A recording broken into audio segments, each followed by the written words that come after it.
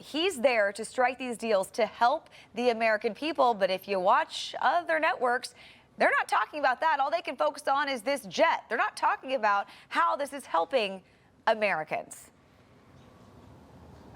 No, not at all, because that would be reporting the truth. I remember vividly the first time I flew on Air Force One 7 years ago to Youngstown, Ohio. Youngstown, Ohio is the core, the heart of the Rust Belt.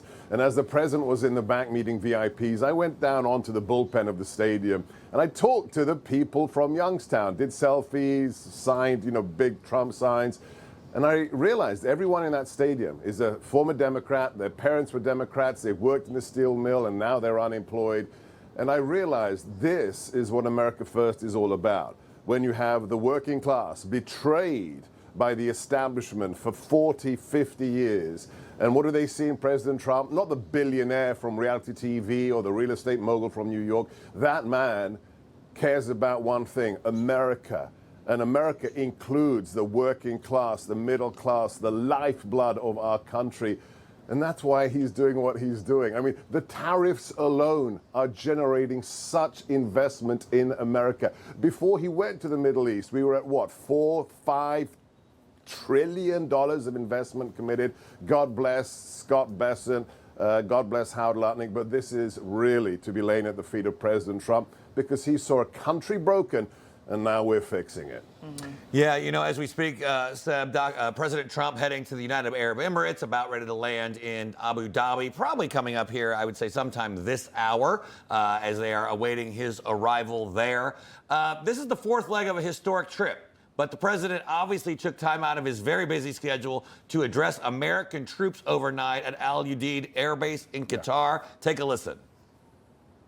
But I want to give a special hello to Al Udeid Air Base, sometimes referred to as the deed. That's a little sinister term, the deed. Today, we can all relax and be at ease, and we're going to have a little fun.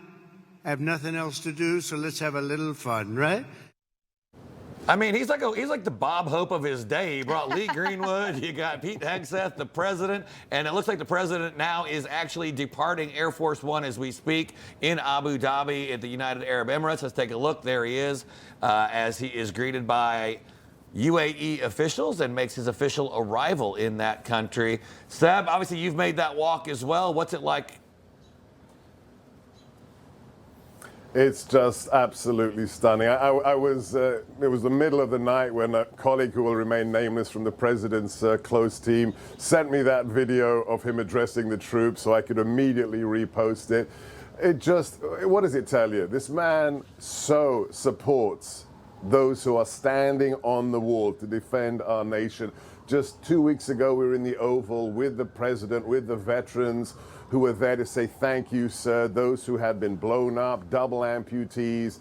It's time to recognize our veterans, those in uniform, those who gave the last measure of their dedication to this nation, and those who are standing right now in faraway lands, keeping us safe from jihadists, from inimical nation states. That's who the president is. It's nice to have a commander-in-chief back who loves the troops.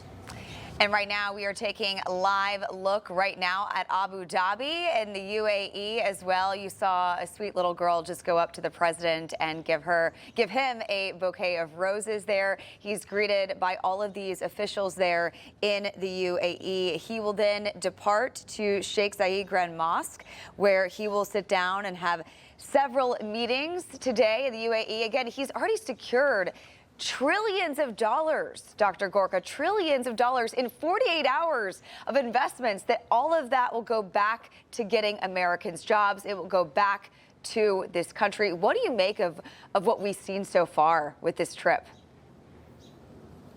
Well, let's just be clear what you're saying. The goal was to come back with $1 trillion. We're coming back with one country's commitments, already exceeding that. Can you compare the last 4 years? Instead of giving billions of dollars to theocratic, fascistic regimes like Iran that are trying to destroy America, instead we're getting trillions for Americans in America. Oh, and don't forget that shiny new Air Force One. I'm looking forward to traveling on that one myself. Information, truth, is freedom. Is Newsmax. It's real news for real people.